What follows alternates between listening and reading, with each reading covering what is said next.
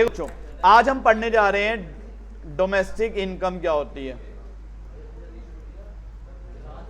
आज नए क्वेश्चन आपके साथ डिस्कस करूंगा, इंपॉर्टेंट है, सुन लेना। इसलिए डोमेस्टिक इनकम वो इनकम होती है जो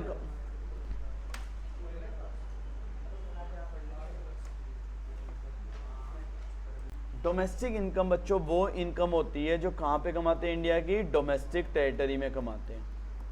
कहां पे कमाते हैं, डोमेस्टिक टेरिटरी में या इकोनॉमिक टेरिटरी। अब बच्चा सोचता है इससे क्या क्वेश्चन बनेगा। लास्ट ईयर पेपर सेटर ने 2024 में यहां से क्वेश्चन पूछा, इकोनॉमिक टेरिटरी का मीनिंग क्या होता है। मैं आप लोगों से पूछता हूँ या डोमेस्टिक टेरिटरी का मीनिंग क्या होता है। ठीक है, डोमेस्टिक टेरिटरी या इकोनॉमिक टेरिटरी का मतलब क्या होता है, वो ज्योग्राफिकल बाउंड्री जहां पे हमारी गवर्नमेंट क्या कर सकती है, एडमिनिस्ट्रेशन, यानी जहां पे हमारी गवर्नमेंट का एडमिनिस्ट्रेशन होता है, सारा कंट्रोल होता है, उसको हम क्या बोलते हैं, इंडिया की डोमेस्टिक टेरिटरी बोलते हैं। क्या बोलते हैं, डोमेस्टिक टेरिटरी, जहां पे गुड्स कैपिटल फ्रीली क्या हो सकते हैं, सर्कुलेट हो सकते हैं। और याद रखना ये लाइन याद रखना, ये क्या होते हैं, बिगर देन होते हैं पॉलिटिकल फ्रंटियर। ये बिगर देन होते हैं किससे, पॉलिटिकल फ्रंटियर से। जो हमारा पॉलिटिकल फ्रंटियर है उससे बड़ा होता है क्या, डोमेस्टिक टेरिटरी का कंसेप्ट। पिछले साल बोर्ड के पेपर में एक क्वेश्चन आया, क्वेश्चन क्या आया, economic territory and political frontier are the same thing. क्या इकोनॉमिक टेरिटरी और political boundary same thing, economic territory और पॉलिटिकल फ्रंटियर सेम होते हैं? नहीं सर, दोनों में डिफरेंस क्या होता है, सुनना जरा, डिफरेंस बताने जा रहा हूँ। देखो जी, बताने जा रहा हूँ नई चीज़ है। सबसे पहला, कोई भी इनकम जो हम अपनी पॉलिटिकल बाउंड्री के अंदर कमाते हैं, कोई भी इनकम जो हम कहाँ पे कमाते हैं, अपनी पॉलिटिकल बाउंड्री के अंदर, कोई भी इनकम कहाँ पे कमा रहे हैं हम, अपनी पॉलिटिकल बाउंड्री के अंदर, तो उसको क्या बोलते हैं, डोमेस्टिक इनकम। क्या बोलते हैं, डोमेस्टिक इनकम। जो क्या कह रहे हैं, कोई भी इनकम जो हम कहाँ पे कमा रहे हैं, अपनी पॉलिटिकल बाउंड्री में, उसे क्या बोलते हैं, डोमेस्टिक इनकम बोलते हैं। क्या बोलते हैं, डोमेस्टिक इनकम। क्लियर है सर? पॉलिटिकल बाउंड्री का मतलब ये इंडिया का मैप है। देखो इंडिया का मैप है, ये जम्मू कश्मीर है, ठीक है। अब यहाँ इस बाउंड्री के अंदर जो भी हम पैसा कमाएंगे वो हमारी क्या होगी, डोमेस्टिक इनकम। पहला पॉइंट समझ आ गया, पक्का? सेकंड वर्ड देखो, सेकंड वर्ड देखना क्या आता है, शिप्स एंड एयरक्राफ्ट्स। क्या वर्ड आता है, शिप्स एंड एयरक्राफ्ट्स। क्या वर्ड आता है, शिप्स एंड एयरक्राफ्ट्स, जहां से क्या होते हैं, ऑपरेट।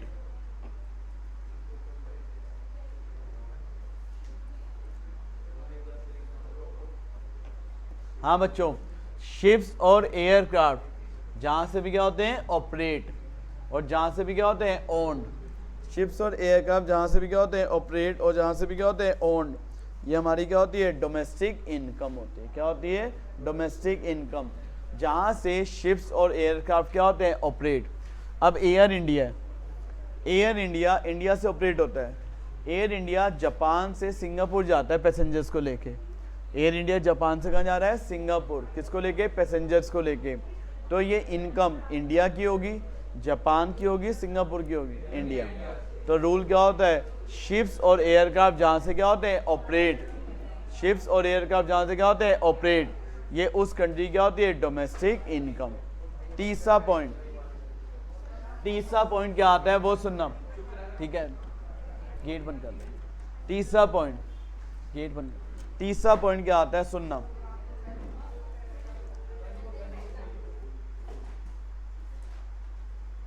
तीसरा पॉइंट क्या आता है, नेचुरल गैस, ऑयल वेसल्स।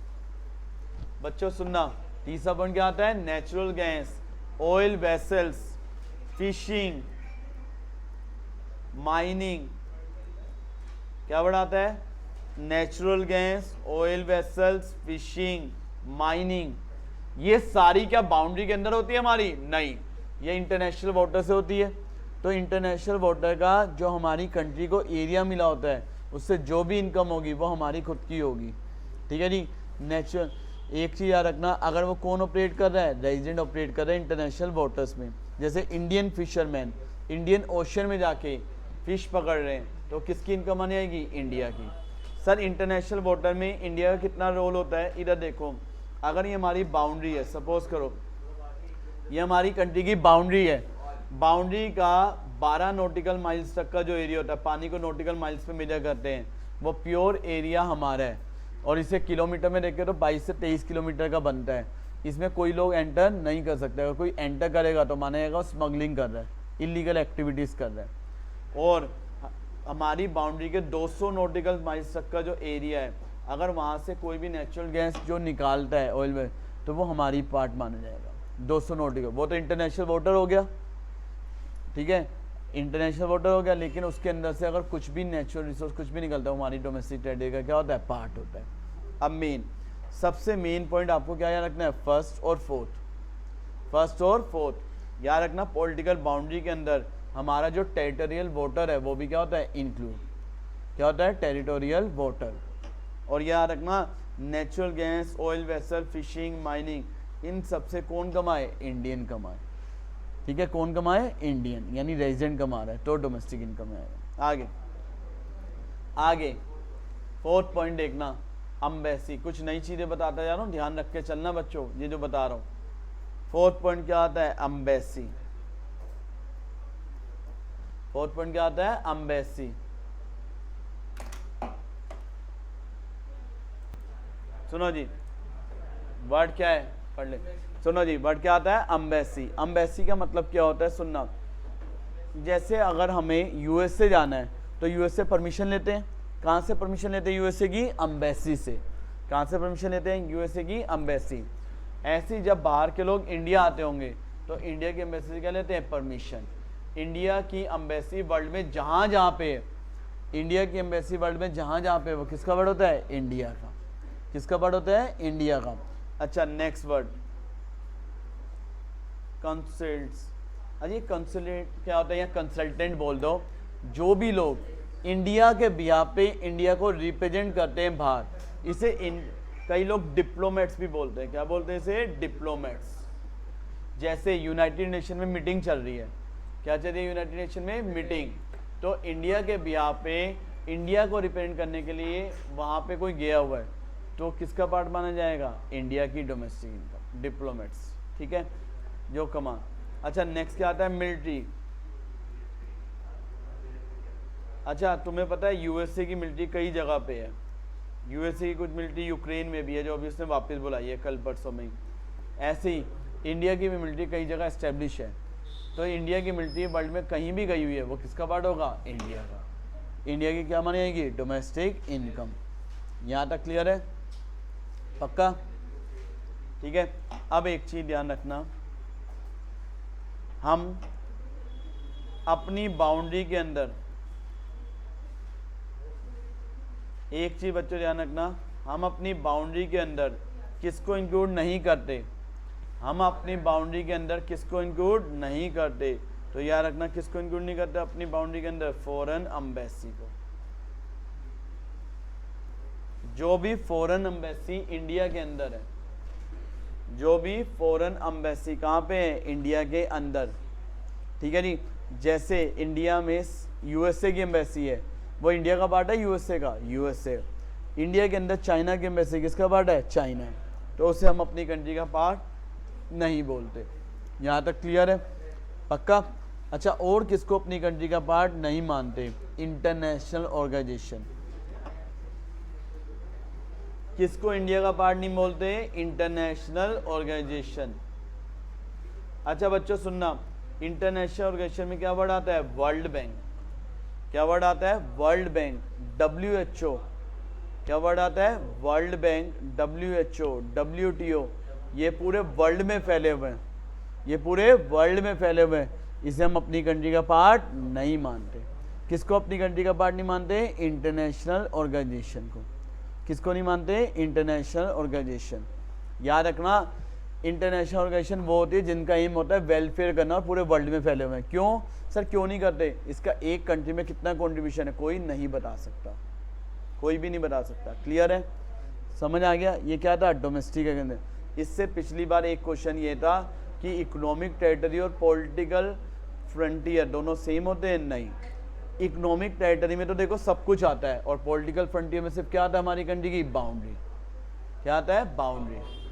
ये पॉइंट समझ आ गया, पॉलिटिकल फ्रंटियर में समझ आ गया, बाउंड्री के अंदर, ठीक है। जबकि हमारी जो एम्बेसी है यूएसए में, वो किसका पार्ट है, हमारा, वो इकोनॉमिक टेरिटरी में आता है, लेकिन वो पॉलिटिकल बाउंड्री में नहीं आता। ये ध्यान रखना, ठीक है। पक्का यहाँ तक ओके। नेक्स्ट वर्ड बच्चों देखो जी, नेक्स्ट बच्चों वर्ड क्या आता है, सुनना जरा। हाँ, अब बच्चों नेक्स्ट वर्ड देखो क्या आता है, नेशनल इनकम। क्या वर्ड आता है बच्चों, नेशनल इनकम। सर ये नेशनल इनकम क्या होती है, क्या वर्ड आता है बच्चों, नेशनल इनकम। नेशनल इनकम किसे कहते हैं, कोई भी इनकम, कोई भी इनकम जो हमारी कंट्री का रेजिडेंट कमाता है। कौन कमाता है, रेजिडेंट। रेजिडेंट कौन होता है, नॉर्मल रेजिडेंट। नेशनल इनकम वो इनकम होती है जो कोई कौन कमाता है, हमारी कंट्री का नॉर्मल रेजिडेंट। अब चाहे वो इंडिया में कमाए चाहे अब्रॉड, कौन कमा रहा है, हमारी कंट्री का रेजिडेंट। तो वो क्या होती है, हमारी नेशनल इनकम। नेशनल इनकम समझ आ गया, कौन कमाता है, नॉर्मल रेजिडेंट। हम देसी भाषा में बच्चों को ये सिखाते हैं, कोई भी पर्सन अगर कितने दिन स्टे करता है इंडिया में, 365 डेज और मोर, तो वो इंडिया का क्या बन जाता है, रेजिडेंट। क्या बन जाता है, रेजिडेंट। लेकिन अगर कोई बंदा इंडिया में मेडिकल ट्रीटमेंट करवाने आता है, या कोई स्टूडेंट पढ़ने के लिए आता है, तो चाहे वो इंडिया में 365 डेज से ऊपर भी स्टे करे, तब भी वो इंडिया का नॉर्मल रेजिडेंट नहीं बन सकता। कोई दिक्कत तो नहीं है। अच्छा, अब पिछले साल बोर्ड में कहाँ, यहाँ से क्वेश्चन क्या पूछा, एक क्वेश्चन तो पूछा नॉर्मल रेजिडेंट का मीनिंग क्या होता है। क्या लिखोगे, नॉर्मल रेजिडेंट का मीनिंग क्या होता है, क्या लिखोगे। इसका मीनिंग लिखो क्या होता है। इसका मीनिंग ये नहीं होता था, इसका मीनिंग क्या होता है, कब किसी को नॉर्मल रेजिडेंट बोलते हैं, ये लिख लो। मीनिंग देखो क्या होता है, कोई भी पर्सन, कोई भी पर्सन और कोई भी इंस्टीट्यूशन। क्या वर्ड लिखा है, कोई भी पर्सन, कोई भी institution, who ordinary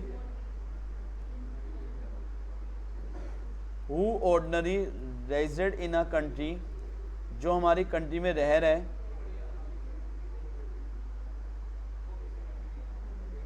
who ordinary resident in a country, जो हमारी कंट्री में क्या कर रहा है, रह रहा है, और इसके साथ साथ who central economic interest, who central economic interest,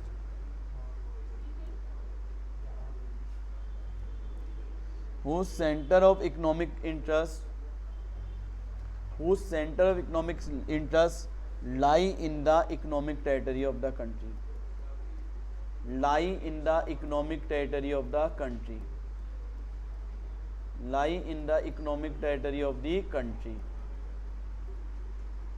जरा सब बच्चे मीनिंग समझना क्या होता है, कोई भी पर्सन, कोई भी इंस्टीट्यूशन, कोई भी पर्सन, कोई भी इंस्टीट्यूशन जो कहाँ पे रह रहा है, हमारी कंट्री में, और जिसका इकोनॉमिक इंटरेस्ट लाई कर रहा है हमारी इकोनॉमिक टेरिटरी में, तो वो क्या बन जाएगा, इंडिया का नॉर्मल रेजिडेंट। क्या बन जाएगा, नॉर्मल रेजिडेंट। याद रखना, इसके साथ साथ, ठीक है, तो कम से कम उसका स्टे कितना होना चाहिए, 1 ईयर और मोर। उसके बाद ये लाइन आती है। हम सिंपल समझा तो देते हैं, नॉर्मल रेजिडेंट किसको बोलते हैं, जो 365 डेज से ऊपर रह जाए। लेकिन अगर इंग्लिश में लिखने के लिए आ जाए डिफाइन नॉर्मल रेजिडेंट एक नंबर में, तो ऐसे लिखते हैं। यहाँ तक क्लियर है। और नॉर्मल रेजिडेंट का रूल किस पे अप्लाई नहीं होता, अगर कोई क्या करने आया है, मेडिकल ट्रीटमेंट करवाने आए, यहाँ स्टूडेंट पढ़ने के लिए आए, ये रूल उन पे एप्लीकेबल नहीं होता। अच्छा, अब अगला पॉइंट, नेक्स्ट पॉइंट देखना। अब मैं कुछ चीज़ें जो बता रहा हूँ ध्यान रखना, फिर बोर्ड का क्वेश्चन डिस्कस करता हूँ। दिल्ली में आया था यहाँ वाला, 2024 दिल्ली में यहाँ से क्वेश्चन बना था। एक सेट में तो सीधा नॉर्मल रेजिडेंट आया था, एक में आया था 4 पॉइंट दे रहे थे और ये पूछा था बताओ इनमें से कौन सा पर्सन इंडिया का नॉर्मल रेजिडेंट नहीं है। तो उसे करने के लिए कंडीशन, अब कंडीशंस मैं बता रहा हूं, लिखते जाना। पहला देखो जी, कंडीशंस सुनो, एग्जाम्पल ऑफ, कंडीशन क्या है, example of non resident Indians.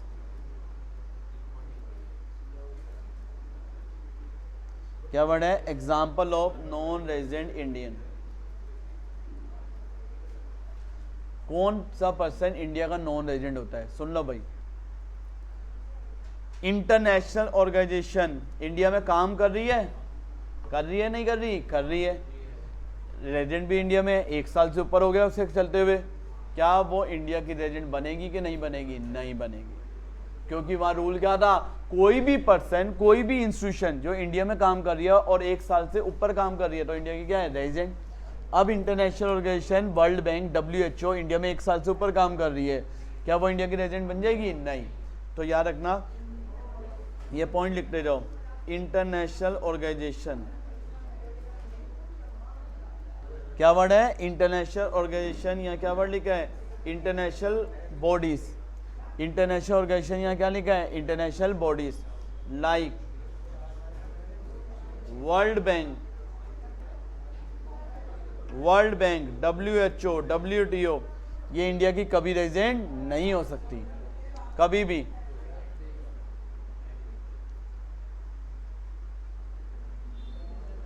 इसे किसका रेजिडेंट माना जाता है, इसे बोलते हैं रेजिडेंट ऑफ इंटरनेशनल एरिया।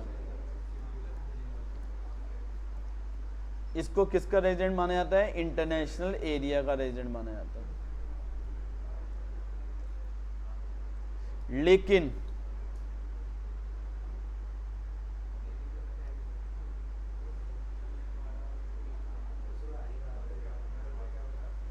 ठीक है, यहां तक क्लियर है। अब देखना, मैं NC ये उसके एग्जांपल ले रहा हूं आपके साथ जो बोर्ड में आया था।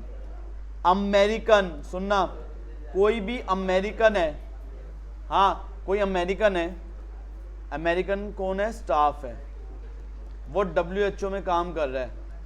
कौन सी WHO में काम कर रहा है, इंडिया में। और जो अमेरिकन स्टाफ है उसे कितना साल हो गए, मोर देन 1 ईयर।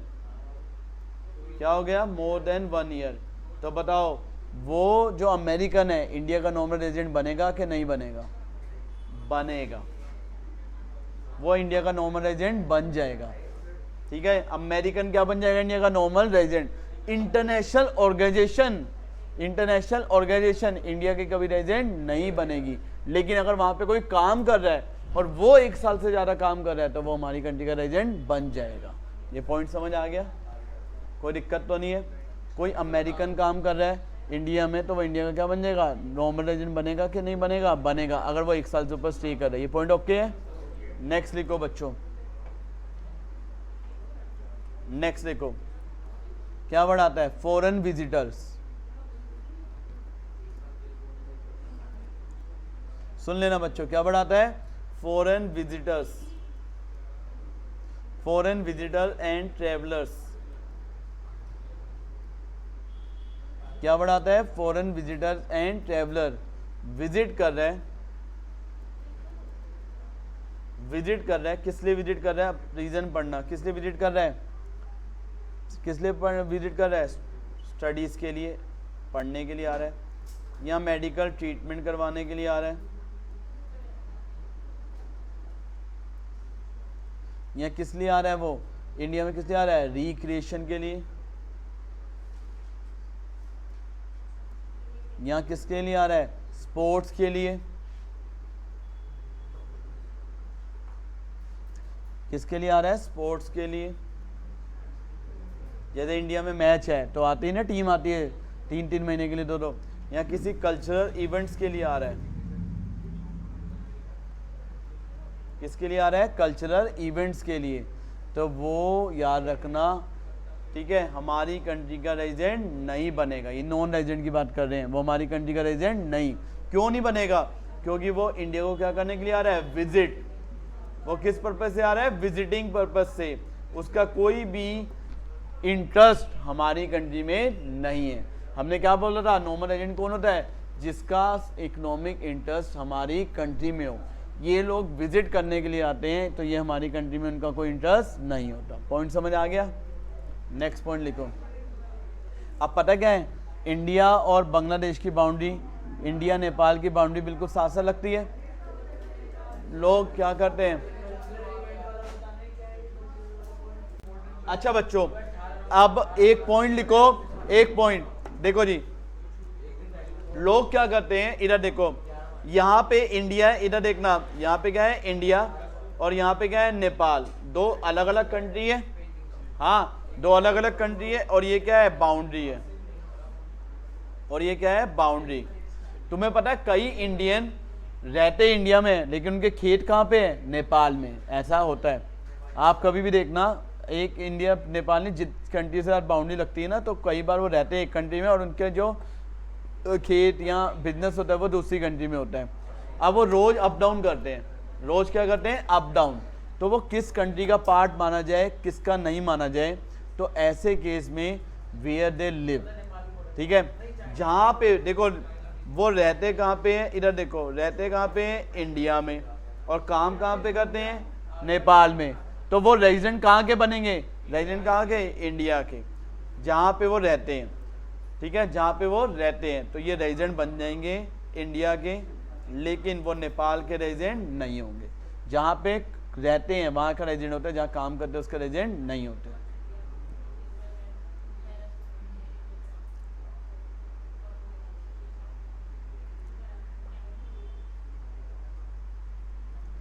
अच्छा next word, foreign staff of embassy, foreign staff of embassy, जैसे यूएसए की एम्बेसी में यूएसए के लोग काम कर रहे हैं तो हमारे वो उनका कोई लेना देना नहीं। नेक्स्ट क्रू, फॉरेन शिप के जो क्रू मेंबर होते हैं, क्रू पता है ना, कैप्टन को बोलते हैं, स्टाफ को बोलते हैं, फॉरेन शिप और एयरक्राफ्ट के जो क्रू मेंबर होते हैं वो भी हमारी कंट्री के रेजिडेंट नहीं बनते क्योंकि उनका इकोनॉमिक इंटरेस्ट नहीं है।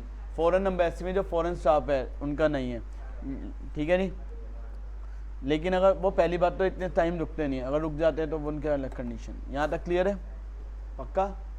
हाँ जी, अब मैं बात करता हूँ क्वेश्चंस की। अच्छा जी, अब मैंने बात कर ली, अब आपसे कुछ चीज़ें, डोमेस्टिक इनकम में क्या होता है और नेशनल इनकम में क्या होता है वो सुनना। डोमेस्टिक इनकम में सबसे पहले देखना, चाहे रेजिडेंट कमाए चाहे नॉन रेजिडेंट कमाए, चाहे रेजिडेंट कमाए चाहे नॉन रेजिडेंट, हमें उससे मतलब नहीं है। कहाँ पे कमाए इंडिया की, डोमेस्टिक टेरिटरी। कहाँ पे कमाए इंडिया की, डोमेस्टिक टेरिटरी में, ठीक है जी। तो इसे इंग्लिश में कैसे लिखते हैं, domestic income is the income, domestic, soon low book में लिखी हुई है, बस सुन लो जरा, बुक में लिखी हुई है, domestic income is the income which is earned by resident और non resident but within the domestic territory of India. कहाँ पे कमाए इंडिया की, डोमेस्टिक टेरिटरी में कमाए। कहाँ पे कमाए इंडिया की, डोमेस्टिक टेरिटरी में कमाए, कोई दिक्कत तो नहीं है। नेक्स्ट वर्ड देखो बच्चों, क्या आता है, नेशनल इनकम। नेशनल इनकम क्या होती है, नहीं एक मिनट, नेशनल इनकम में क्या देखते हैं, रेजिडेंट कमाए। कहाँ पे कमाए, इंडिया में, अब्रॉड में, हमें उससे मतलब नहीं है,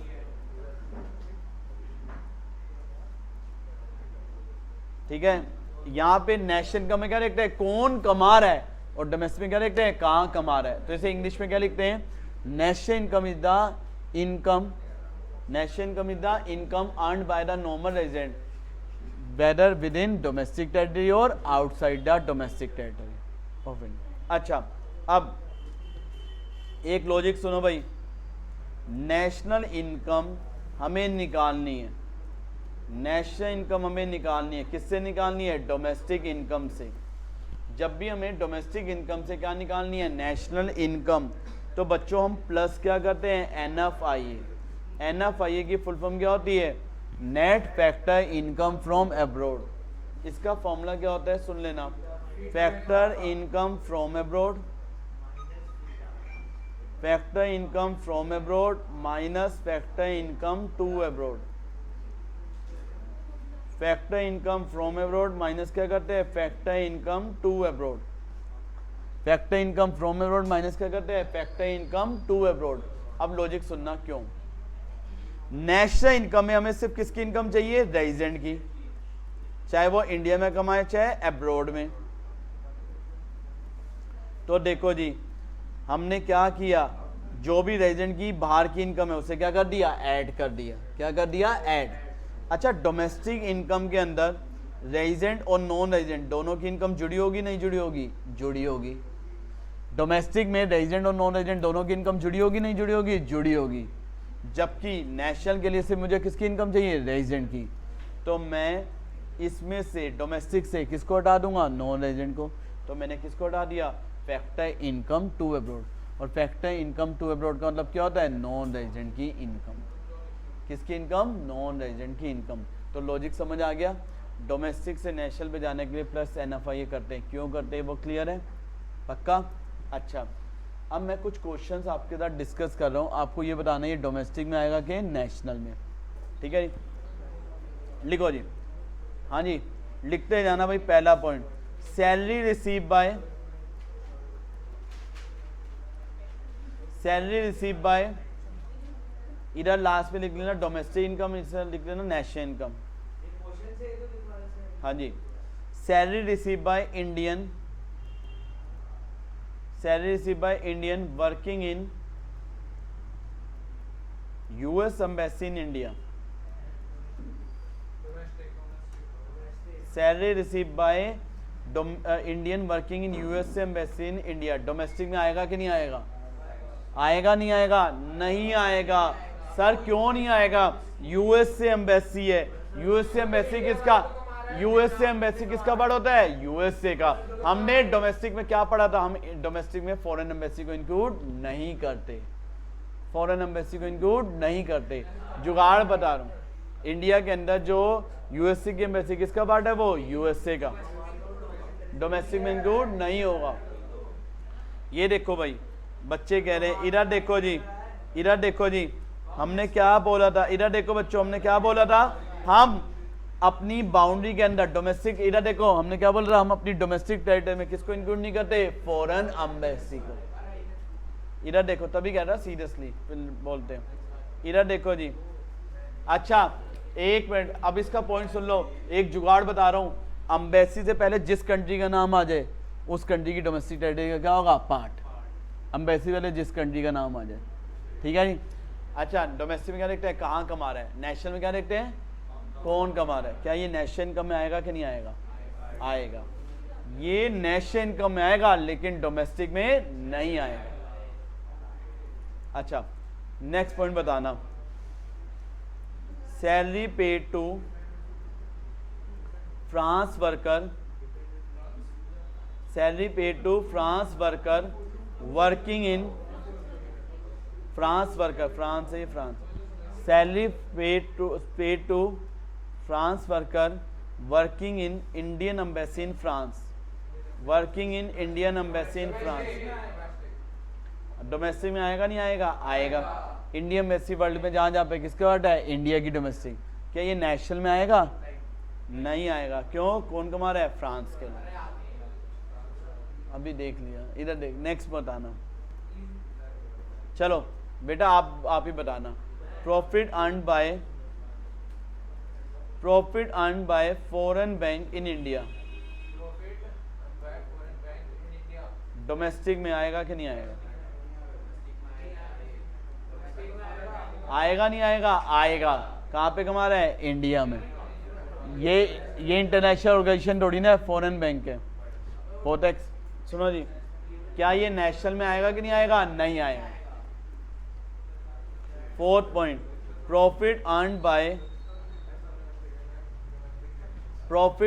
बाय, सुन लेना क्या वर्ड है, profit earn by state bank of India in England. भाई देख ले, अभी क्लियर हो जाएगा सारा।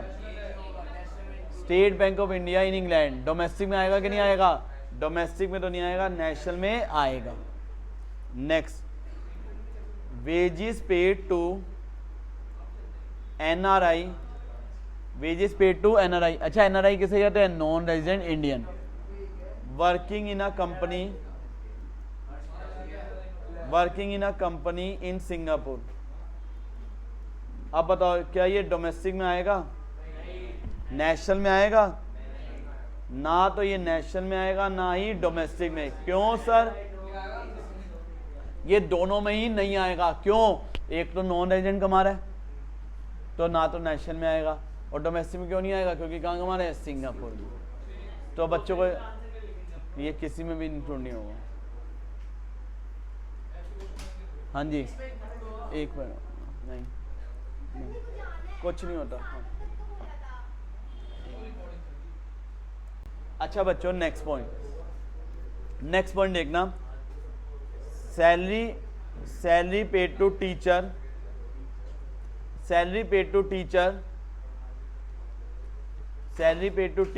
टीचिंग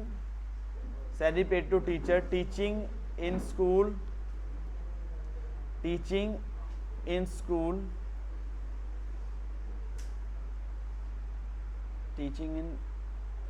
एक बार Delhi government school, teaching in Delhi government school, आगे teaching in Delhi government school, teacher is non resident. आएगा नहीं आएगा? आएगा कि नहीं आएगा? डोमेस्टिक में आएगा नहीं आएगा? आएगा। कहाँ कमा रहे हैं? दिल्ली में। नेशनल इनकम में आएगा कि नहीं आएगा? नहीं आएगा। समझ आ गया?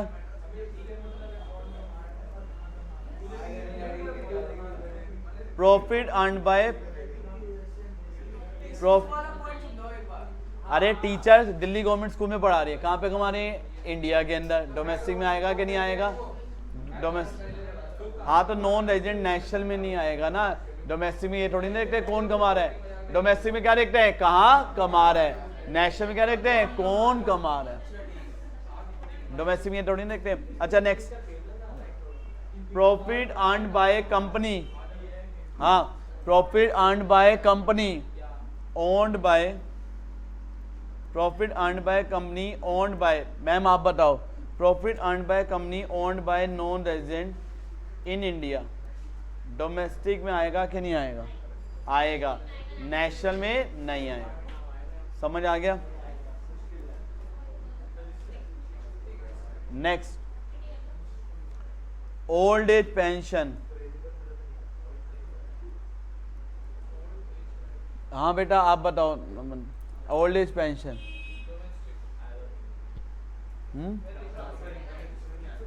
ये किसी में भी नहीं आएगा। ओल्ड एज पेंशन कौन सी इनकम है? ट्रांसफर इन, कौन सी इनकम है? ट्रांसफर इनकम नेशनल इनकम में इंक्लूड नहीं करते। यहाँ तक क्लियर है? समझ आ गया?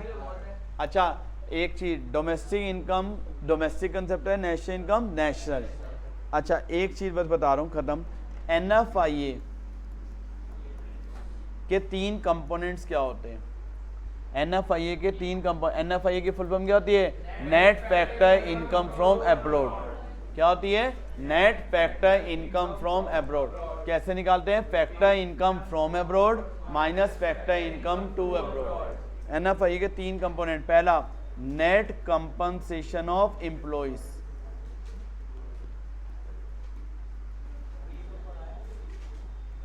क्या वर्ड है? Net compensation of employees. जो पढ़ा रहा हूं ढंग से कर ले पेपर के लिए। अब जो क्लास, नेक्स्ट वर्ड क्या आता है? नेट रिटेन्ड अर्निंग, क्या वर्ड आता है? Net retained earning. और तीसरा सुनना, क्या आता है? Net income from property and entrepreneurship.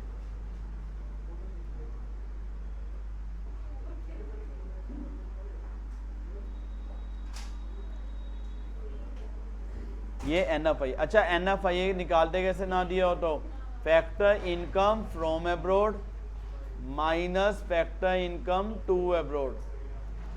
Factor income from abroad और क्या करते हैं? Minus factor income to abroad. हाँ जी, अगर पेपर में net factor income to abroad दिया हो, हाँ बेटा आप बताओ, अगर net factor income to abroad दिया हो तो हम क्या करते थे? Sign change. क्यों करते थे साइन चेंज? ये बताओ। क्योंकि net factor income to abroad निकलता कैसे था, factor income to abroad minus factor income from. हमें तो फ्रॉम चाहिए तो हम सीधा साइन चेंज कर देते हैं। अच्छा यहाँ तक क्लियर है बेटा? आप बताओ, नेशनल बड़ा होता है डोमेस्टिक? नेशनल। अगर डोमेस्टिक से नेशनल इनकम पे जाना है तो प्लस क्या करते थे, NFI। क्या डोमेस्टिक इनकम नेशनल से ज्यादा हो सकती है? क्या डोमेस्टिक नेशनल इनकम ज्यादा हो सकती है? हो सकती है। ये 120 और ये 100 कब हो सकती है? जब NFI किस में हो, नेगेटिव। जब NFI क्या होगी, नेगेटिव। जब NFI क्या होगी, नेगेटिव, तो डोमेस्टिक इनकम ज्यादा होगी किससे, नेशनल से। और NFI बताओ नेगेटिव कब होगी? बताओ NFI नेगेटिव कब होगी? जब फैक्टर इनकम टू अब्रॉड ज्यादा होगी फैक्टर इनकम फ्रॉम से। तो पूरा डोमेस्टिक नेशन का कंसेप्ट समझ आ गया? जब NFI नेगेटिव होगी, ये देख NFI नेगेटिव है, डोमेस्टिक इनकम ज्यादा हो जाएगी किससे, नेशनल से।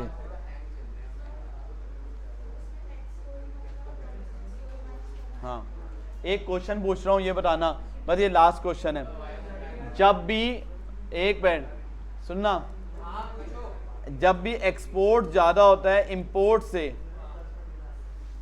जब भी एक्सपोर्ट ज्यादा होता है किससे, इंपोर्ट से। हाँ ये पॉइंट सुनना, एक्सपोर्ट ज्यादा है इंपोर्ट से, तो बताओ नेशनल इनकम ज्यादा होगी डोमेस्टिक से। सही है गलत है? इन दोनों का आपस में कोई रिलेशन होता ही नहीं है बच्चों। क्यों? अभी मैंने पढ़ाया नेशनल और डोमेस्टिक के बीच का गैप क्या होता है, NFI। और एक्सपोर्ट और इंपोर्ट का क्या होता है, नेट एक्सपोर्ट। और नेट एक्सपोर्ट दोनों के अंदर इंक्लूड होता है, दोनों के अंदर। एक्सपेंडिचर मेथड पढ़ा था, एक्सपेंडिचर मेथड से क्या निकलता था, GDP @ MP, तो वो दोनों में इंक्लूड होता है। तो ये कंफ्यूज करने के लिए देंगे कि एक्सपोर्ट जब भी ज्यादा होगा इंपोर्ट से तो नेशनल इनकम हमेशा ज्यादा होगी डोमेस्टिक से। तो एक्सपोर्ट इंपोर्ट का निर्णय देना नहीं होता, नेशनल डोमेस्टिक के बीच का डिफरेंस क्या होता है, NFI। अच्छा NFI और नेट एक्सपोर्ट में क्या डिफरेंस होता है, NFI और नेट एक्सपोर्ट में?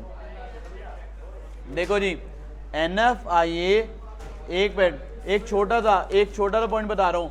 नेट एक्सपोर्ट का तो फॉर्मूला लिख लोगे, क्या होता है, एक्सपोर्ट माइनस इंपोर्ट। और NFI का फॉर्मूला क्या लिखोगे, factor income from abroad minus factor income to abroad, ये लिख लोगे, ठीक है जी। अच्छा NFI, हाँ एक मिनट, नेट एक्सपोर्ट में, ओए एक मिनट सुनो, नेट एक्सपोर्ट को क्या बोलते हैं, नेट एक्सपोर्ट में कौन सी सर्विस आती है, नॉन फैक्टर सर्विस। क्या आती है, नॉन फैक्टर सर्विस। जबकि NFI में क्या आती है, फैक्टर सर्विस आती है। बाकी तो इनका मीनिंग लिख देना, ठीक है। और एक चीज याद रखना, नेट एक्सपोर्ट डोमेस्टिक कंसेप्ट होता है। नेट एक्सपोर्ट कैसा कंसेप्ट होता है, डोमेस्टिक। हाँ नेट एक्सपोर्ट कौन सा कंसेप्ट है, डोमेस्टिक। समझ ले, हर चीज इंपॉर्टेंट बता रहा हूं, क्वेश्चन मिलेगा टेढ़ा। और NFI कौन सा कंसेप्ट होता है, नेशनल। कौन सा कंसेप्ट होता है, नेशनल। ओके चलो जी, बाय बाय।